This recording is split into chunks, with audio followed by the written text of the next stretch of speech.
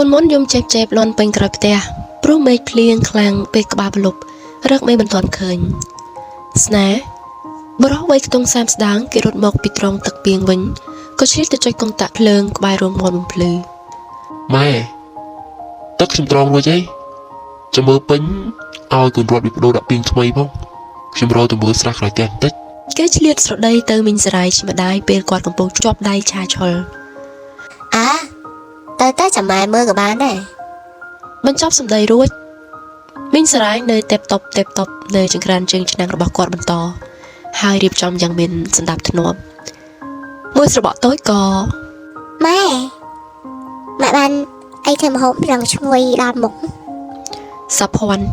កូនប្រសាស្រីរបស់គាត់ដែលត្រូវជាប្រពន្ធរបស់ស្នេហ៍រត់មកក្រោមផ្ទះញ័រខ្លួនទៅតាត់ព្រោះទឹកភ្លៀងពេលមកពីធ្វើការវិញប្តីខ្លួនឯងហ្នឹងណាគេរកអង្កែបបានឲ្យម៉ែម្លេងគូសក្រីឲ្យហើយម៉ែទុកខ្លះធ្វើង៉ាំងើហ្នឹងណាក្រែងមានទឹកហត់ខ្លះមានអីឲ្យខ្ញុំជួយអត់ចឹងម៉ែនិយាយបណ្ដាឆ្លៀតបដោសរងស្ងួតរួចបងសុភ័ណ្ឌក៏បញ្ញាប់រត់មករកជួយម្ដាយក្មេកម៉ែធ្វើចានអស់ហើយតាកូនឯងរៀបចំវងបាយទៅចាម៉ែមីងសារាយនៅតែញាប់ដៃរៀបចំយកហើយទើបកូនប្រសាគាត់មិនហ៊ានបង្អង់ហើយក៏រៀបវងបាយដើម្បីអ្នកផ្ទះទាំងអស់គ្នាញ៉ាំស្អែកឡើងព្រឹកថ្ងៃអាទិត្យមីងសារាយក៏រៀបចំទុកដាក់ចំអិនអាហារឲ្យកូនចៅរួចរាល់អស់ហើយក៏ទៅអង្គុយសម្លឹងមើលគុំឫស្សីស្រុកពីគុំធំខាងក្រោយផ្ទះដូចរដងប៉ុន្តែដោយសារយកម្សិលមិញភ្លៀងហើយខ្យល់ខ្លាំងទើបឫស្សីវាទន់តូដួលផ្អៀងទៅម្ខាងតែមិនដាច់ពីគល់ទេរត់មកយាយទៅណាហើយកូនស្នេហ៍គាត់សួរនាំកូនគាត់ព្រោះមិនឃើញម្ដាយនៅផ្ទះយាយឃើញដើរទៅក្រោយប៉ានឹងអង្គុយលើមាត់ស្រះដឹងម៉ែទៅអង្គុយមាត់ស្រះទៀតហើយប៉ាវាបងសុភ័ណ្ឌសួរទៅប្តីដោយក្តីបារម្ភចំណែកស្នេហ៍ក៏មិនទាន់ឆ្លើយអ្វីនឹងប្រពន្ធទេគ្រាន់តែមើលមុខនាងបន្តិចទើបស្រោតដើរចេញទៅបងទៅមើលសិនអូនឯងនឹងហ្នឹងឯងកុំឲ្យម៉ែក៏ក្រែងចិត្តចាបងរត់កូនតោរបស់ប្តីប្រពន្ធពីរនាក់នេះបំរុងរត់តាមប៉ាតែក៏ត្រូវម្ដាយខាត់រត់មិនបាច់ទៅទេទៀតបើយាយនឹងប៉ាមកវិញឯកូនរត់គេទុចងក់បន្តិចក៏ងាកទៅឃើញពូពៅរបស់គេជាម៉ូតូធំពាក់មួកចិត្តចូលផ្ទះពូលីយេពូលីមកលេងទៅហើយគេអោខេបខប់ពេលឃើញពូសំណប់ចិត្តរបស់គេមកគេរត់អោបជើងទទួលពីអ្នកអាគីតូឆ្កែខ្មៅដែលគេប្រឡែងលេងរាល់ថ្ងៃបែរត់អ្នកពូអត់ណាលីក្រោយដាក់ចន្ទល់ម៉ូតូរួចសឹមមិនតាន់ក៏ស្រវាលើក្មួយពើថើបនឹករលឹកទាំងក្មួយប្រុសគេ7-10ឆ្នាំទៅហើយណកប៉ុន្តែខ្ញុំដឹកនំជាងរត់ចេះណាគេចេះលើលេងនឹងពូរបស់គេឲ្យសើចសប្បាយចុះផ្ទះស្ងាត់មែនបងម៉ែរមុស្រាទៅដល់ហើយដៃម្ខាងពកក្មួយដៃម្ខាងយូអីវ៉ាន់ទៅដាក់លើក្រែក្រោមផ្ទះឆ្លៀតញញឹមរកបងថ្លៃម៉ែនៅខាងក្រោយអូនបងឲ្យបងខ្លួនឯងទៅមើលឯងគ្រាន់តែលឺថាខាងក្រោយភ្លាមទឹកមុខលីដែលស្រស់បោះមុននេះក៏ប្រែទៅជាស្រងោតបាត់បងខ្ញុំទៅជម្រាបសួរម៉ែតិចសិនចឹងបងចាទៅចៅអូនចាំបងទុកដាក់អីវ៉ាន់ឲ្យដាក់ក្មួយចុះរួចលីក៏លាពួកគេដើរទៅក្រោយតែឯងម៉ែនៅនេះសោះចឹងបានរមមកផ្ទះអង្ឃើញលីដើរចូលពីក្រោយទើបធ្វើឲ្យមីងសារាយគាត់ភ្ញាក់ស្រវាយកកម៉ាជួយទឹកភ្នែកព្រិចឆ្វេងស្ដាំដែលយំមុននេះភ្នែករបស់គាត់ឡើងហើមក្រហមព្រោះទួញសោកតែម្នាក់ឯងមួយស្របក់ធំទៅហើយកូនឯងមកដល់ហើយទៅរកអីហូបពេលព្រឹកសិនណាកូនម៉ែរៀបចំហើយតាគាត់ធ្វើជាដេញកូនព្រោះមិនចង់ឲ្យកូនដឹងរឿងដែលគាត់មកយំនឹកពូសំដែលជាប្តីចិត្តដាច់ចាក់ចោលគាត់នឹងកូនជាង20ឆ្នាំមកហើយអត់អីទេម៉ែខ្ញុំហូបនំប៉័ងតាមផ្លូវមកខ្លះតាមីងគាត់មិនហ៊ានមើលមុខកូនចំភ្លាមទេប៉ុន្តែលីក៏បដូររឿងព្រោះខ្លោចចិត្ត ឃើញម្ដាយពិបាកចិត្តពេក យប់មិញខ្យល់ខ្លាំងពេកទើបខ្ញុំមកអត់កើតកុំអីមកដេកតាំងល្ងាចហ្នឹងម៉ែ គេបង្អង់មើលទឹកមុខម្ដាយប៉ុន្តែមីងគាត់នៅតែស្រងូតមិនតបទើបលីផ្ដើមនិយាយទៀតហើយ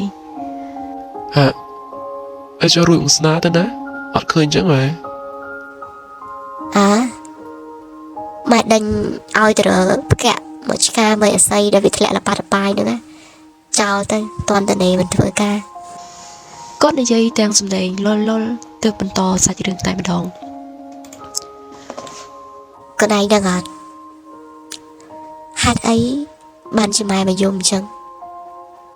លីចាប់ផ្ដើមអូលដាំកអាណិតម្ដាយព្រោះគេអាចដឹងពីមូលហេតុថាហេតុអ្វី ហេតុអីទៅម៉ែអ្នកណាធ្វើឲ្យម៉ែពិបាកចិត្តម៉ែប្រាប់ខ្ញុំមើល ប៉ុន្តែគេធ្វើជាមិនដឹងព្រោះចង់ស្ដាប់គាត់រៀបរាប់ដោយផ្ទាល់ ម៉ែយំព្រោះទៅចិត្តនឹងសេចក្តីល្ងងខ្លៅរបស់ខ្លួនឯង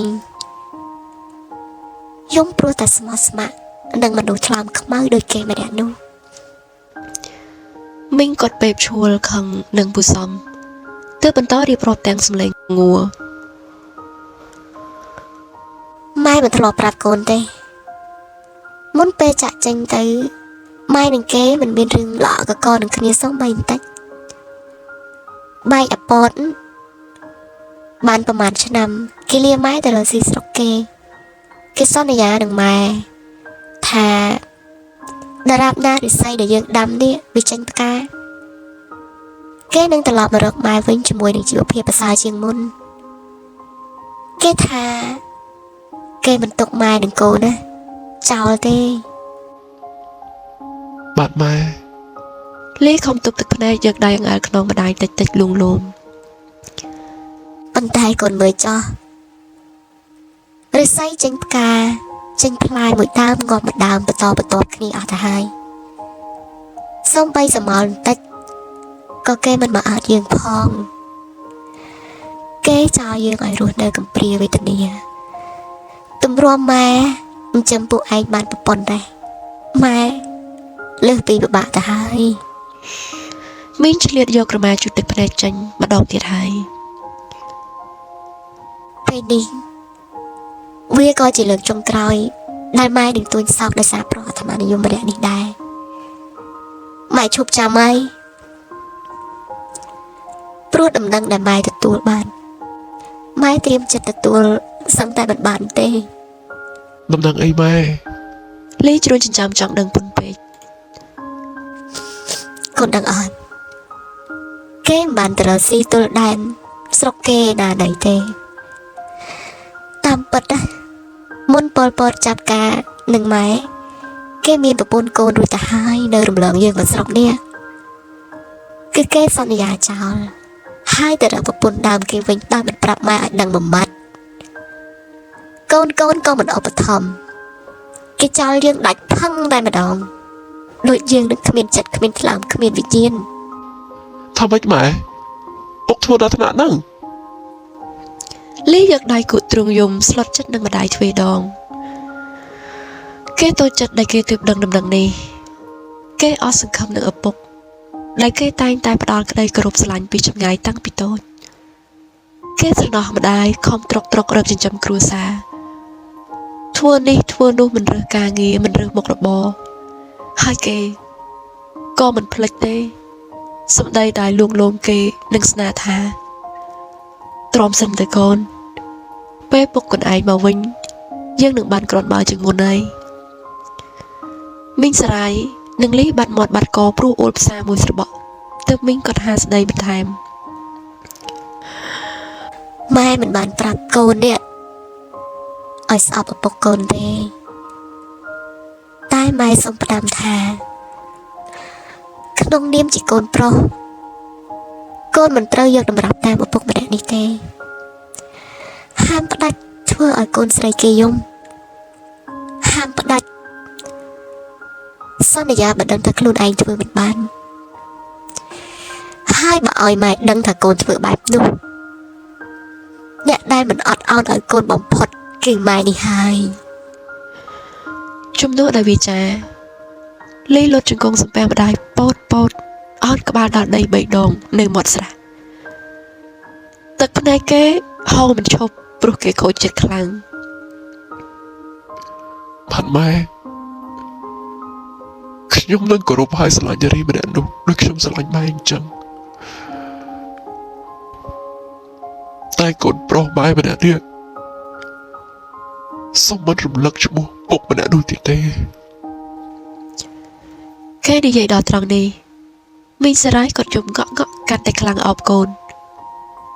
ចំណែកស្នាដែលលួចពួនស្ដាប់មុននេះបានត្រឹមឈរយំបន្ទប់មាត់បន្ទប់សម្លេងខ្លួនឯងពីចម្ងាយក្តាប់ដៃនៅខាងឪពុកដែលក្បត់សន្យាហើយខ្លោចចិត្តអាណិតម៉ែតែជំនះរឹងមាំរហូតមកស្ទើរទន់ខ្លួនដល់ដី